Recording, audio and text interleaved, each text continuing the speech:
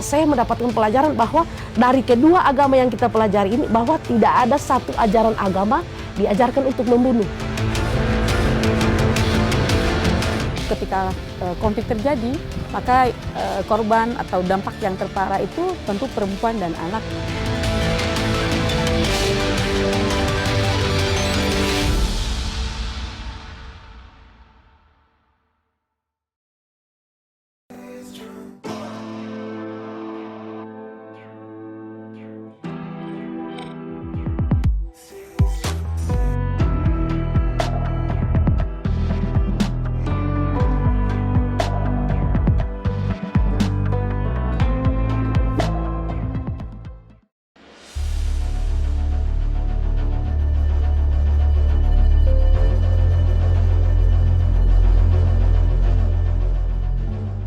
Sejarah mencatat, perempuan Indonesia memiliki peranan penting dalam menciptakan perdamaian di Indonesia. Dimulai pada masa kolonial, era penjajahan, para tokoh perempuan muncul di berbagai daerah memerangi penjajah untuk memperoleh kemerdekaan.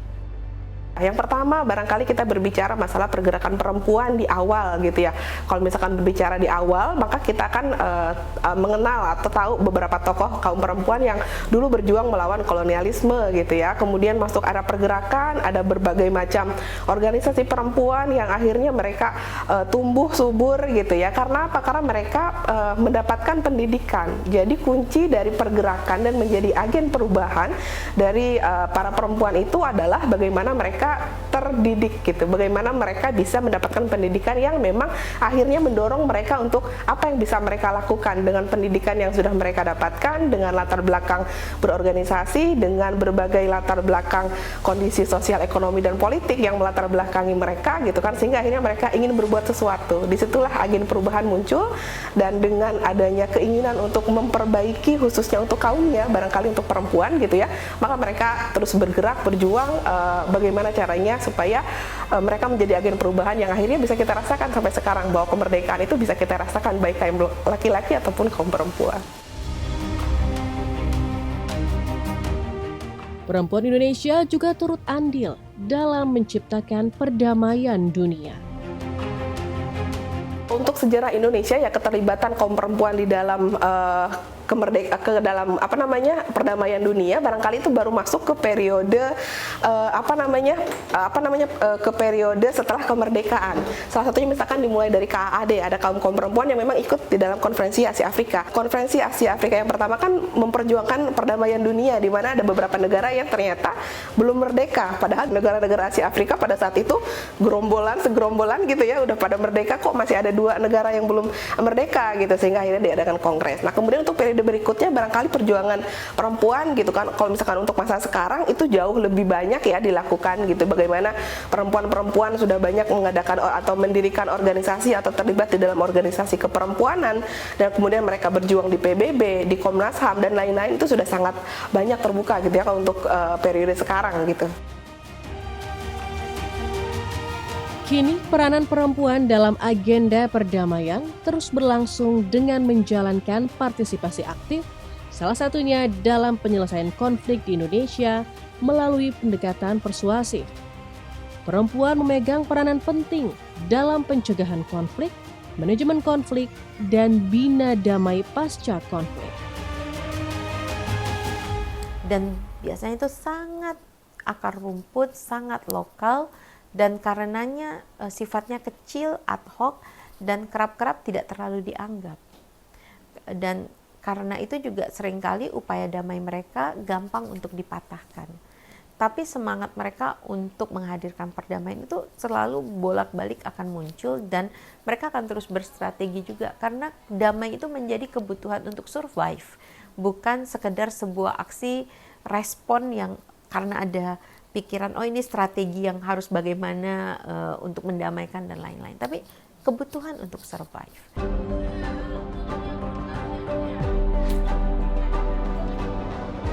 Ketika satu daerah dinyatakan, oh sudah tidak konflik lagi, tapi kan benih konfliknya tetap ada, residu konfliknya tetap menyala. Nah, perempuanlah yang sebetulnya paling persisten, paling kukuh dan teguh menurut saya mengupayakan perdamaian itu.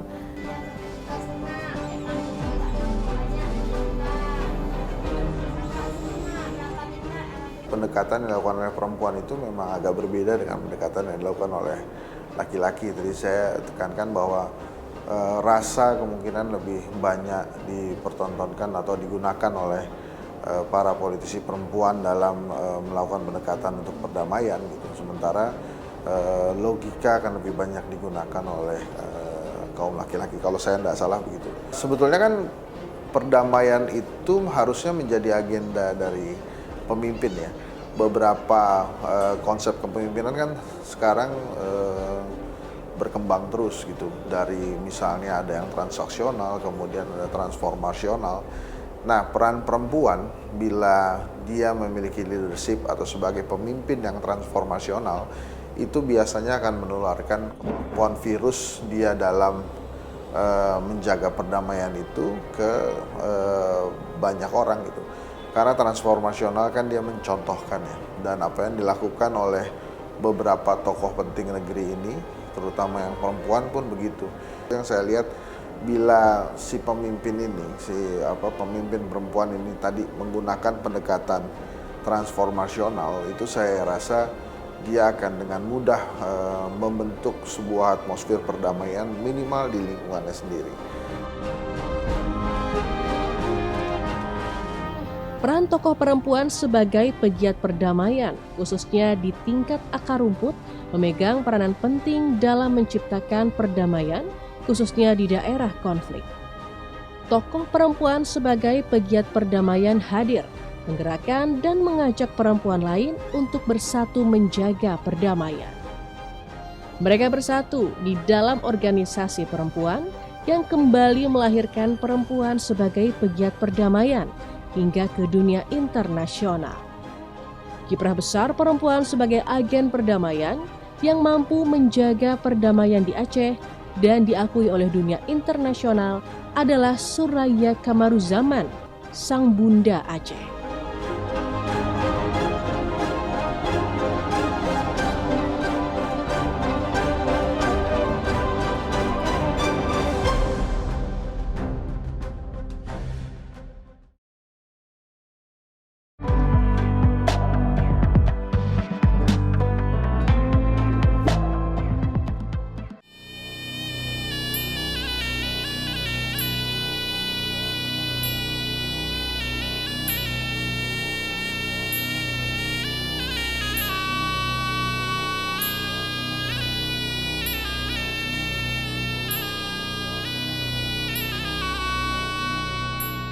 Assalamualaikum jame barotro damang jabiu doatu tika karena saduna biku.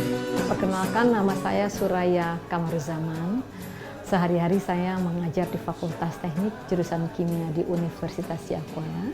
Tapi saya juga aktif di beberapa organisasi masyarakat sipil, termasuk organisasi perempuan, seperti menjadi Presidium Balai Syura Urang Inang Aceh, dan juga aktif di Flower Aceh sebagai anggota dan juga pendiri. Balai Syura Urang Inang Aceh ini adalah sebuah jaringan organisasi perempuan yang saat ini memiliki cabang, kami menyebutnya simpul di 15 kabupaten kota. Nah, Balai Syura ini lahir dari Kongres Perempuan Aceh yang pertama ketika konflik, yang mendiskusikan apa yang diharapkan oleh perempuan dalam konteks konflik di Aceh. Jadi memang Balai Syura lahir untuk melanjutkan peran-peran yang merupakan mandat dari Kongres untuk di follow up oleh perempuan. Dan ini sebenarnya besar sekali kaitannya dengan peran yang dimainkan oleh perempuan ketika konflik.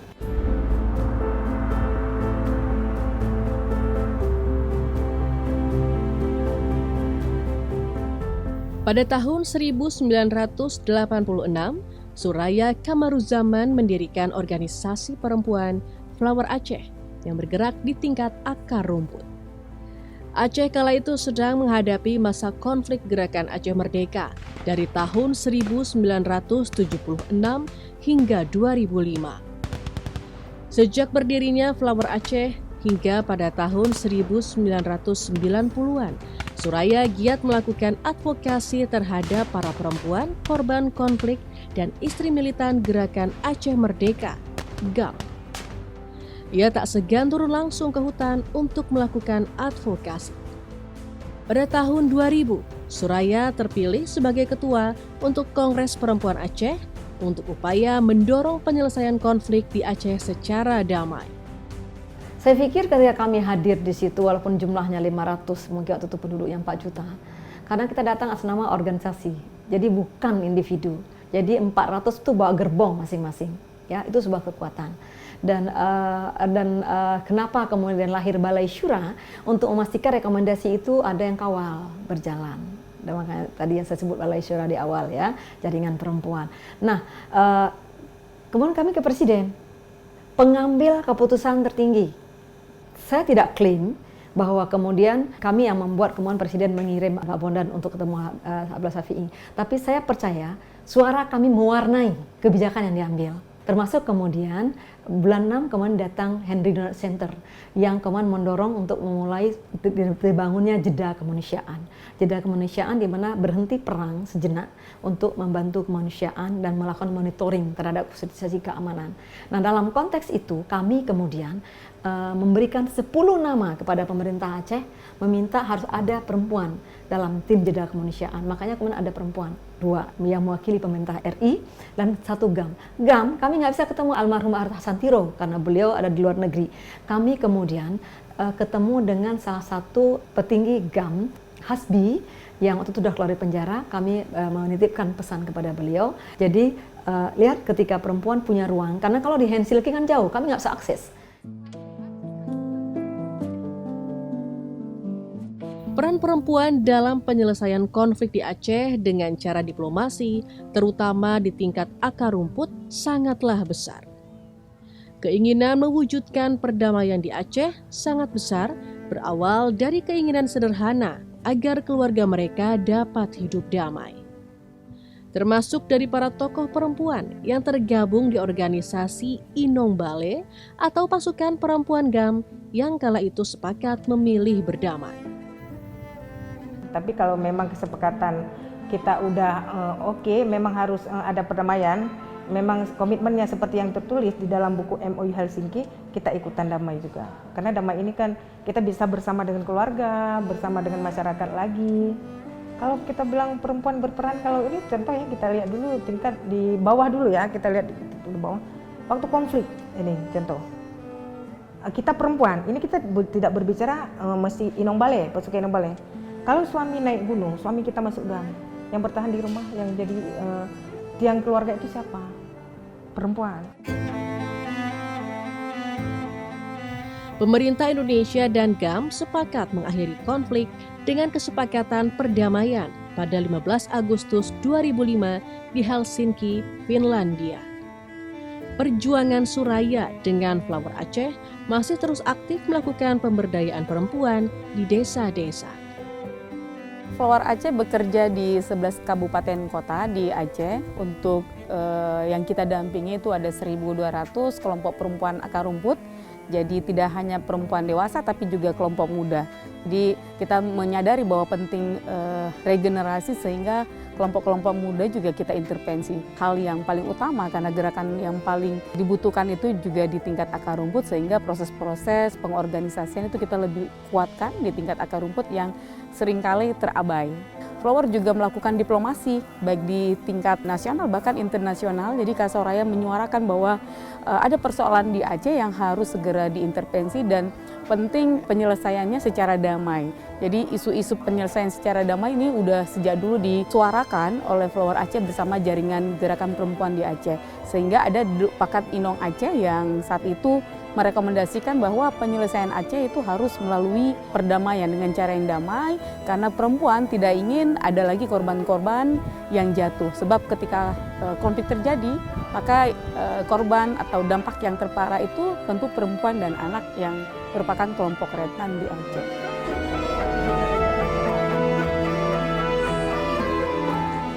Flower Aceh juga turut terus melakukan regenerasi lahirnya perempuan-perempuan Aceh dalam terus menjaga perdamaian di Aceh dengan mendirikan Sekolah Flower Aceh bagi generasi muda.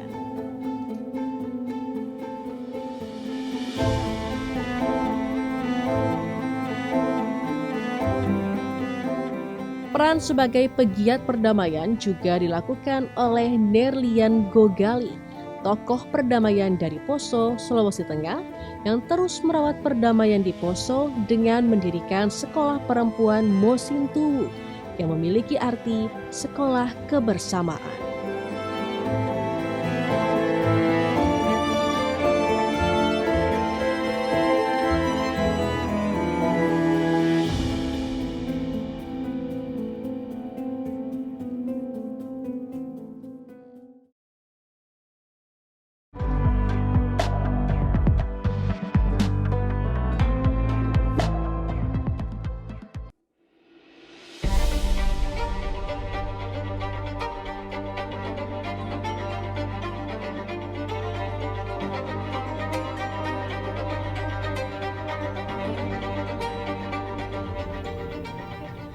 Meletus pada 25 Desember 1998 dan berakhir hingga 20 Desember 2001, konflik Poso terjadi di Kabupaten Poso, Sulawesi Tengah, berlatar belakang kerusuhan antar umat beragama.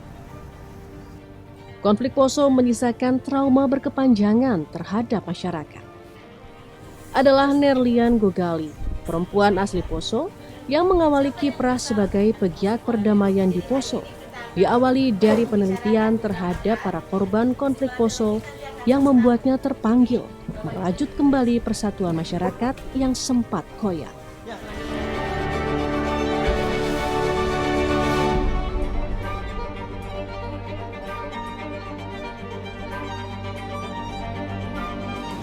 Jadi saya wawancara ratusan perempuan dan anak di pengungsian. Dari wawancara tersebut saya mendapatkan cerita, sebenarnya ada banyak sekali cerita yang berbeda dari media massa selama ini. Jadi memang ada banyak cerita tentang bagaimana perempuan mengalami kekerasan, lapisan kekerasan sepanjang konflik kekerasan terjadi. Tapi ada juga banyak sekali cerita tentang bagaimana perempuan saling menolong satu sama lain. Islam menolong Kristen, Kristen menolong Islam, atau bagaimana mereka menyelamatkan kehidupan orang lain. Dan itu berbeda agama. Persentuhan langsung dengan para korban konflik di kampung halamannya diakui membuat Lian merasa dihantui untuk dapat melakukan aksi nyata memulihkan kembali masyarakat dari trauma berkepanjangan. Lian pun mendirikan sekolah perempuan yang nanti akan menjadi Institut Mosintowo. Jadi ruang sekolah perempuan itu adalah ruang bertemu untuk saling bercerita.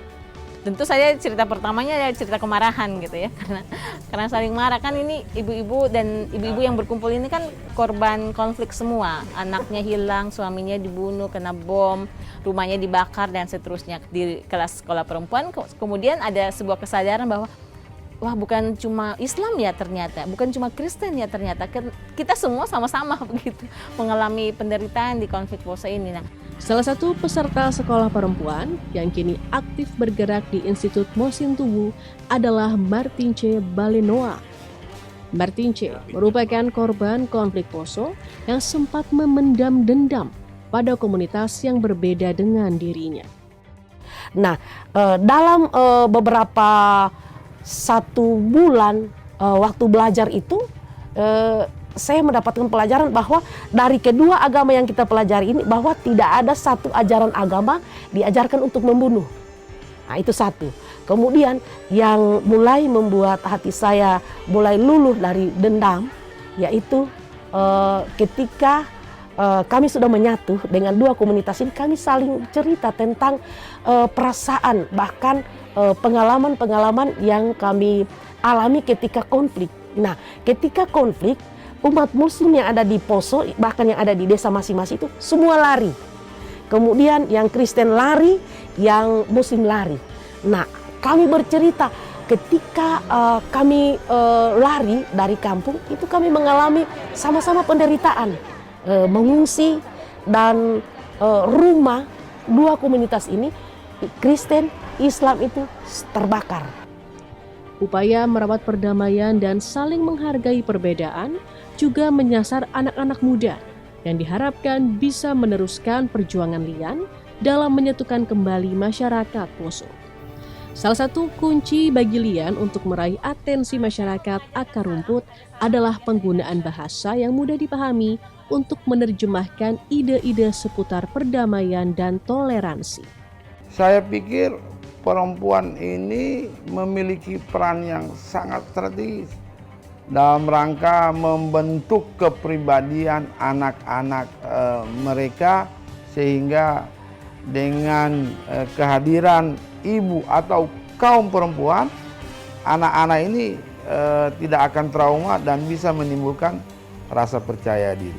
Satu hal yang perlu saya sampaikan kepada kita semua, bahwa salah satu hal yang terpenting saat ini adalah lahirnya Peraturan Gubernur Sulawesi Tengah nomor 13 tahun 2022, yaitu rencana aksi daerah penanggulangan ekstremisme yang berbasis yang dapat menimbulkan kekerasan menuju kepada tindakan teror. Ini lahir digagas oleh kaum perempuan dari Libu Perempuan Sulawesi Tengah.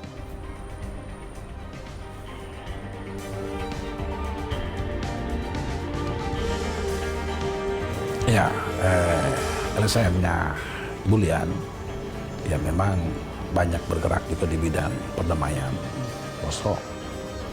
Dia juga melibatkan tokoh-tokoh gereja, melibatkan sekolah-sekolah ya dalam banyak seminar, banyak pelatihan, dan memang kerjasama yang dituang dalam MOU dengan gereja tidak ada. Tapi dalam pelaksanaan di lapangan juga melibatkan orang-orang gereja, ya baik termasuk interview dan lain-lain. Nah, cukup memberi kontribusi yang besar. Dan kita jadikan bahwa itu akan suatu pengalaman untuk sekarang kita bagaimana merawat dengan baik. Ibarat kita menanam bunga, tentunya bunga kita tanam, kita siram, kita pupuk, sehingga bunga itu bisa berkembang baik, kelihatan bagus dan indah. Seperti itulah kita tokoh agama sekarang untuk merawat perdamaian Poso ini dengan seluruh elemen masyarakat, termasuk perempuan. Berdasarkan riset yang dilakukan oleh Peace Institute dari tahun 1989 hingga 2011, pelibatan peran perempuan dalam proses perdamaian menunjukkan potensi tercapai perdamaian meningkat hingga 35% dan bertahan hingga 15 tahun. Sehingga untuk terus merawat perdamaian di Indonesia, peranan besar dari perempuan pegiat perdamaian di Indonesia sangat dibutuhkan. Sosok perempuan agen perdamaian dan toleransi seperti Suraya Kamaruzaman dan Nerlian Gogali hadir dalam merawat perdamaian dengan melibatkan peran serta masyarakat akar rumput. Dan terus melahirkan tokoh perempuan pegiat perdamaian yang mampu melanjutkan semangat jiwa perdamaian mereka.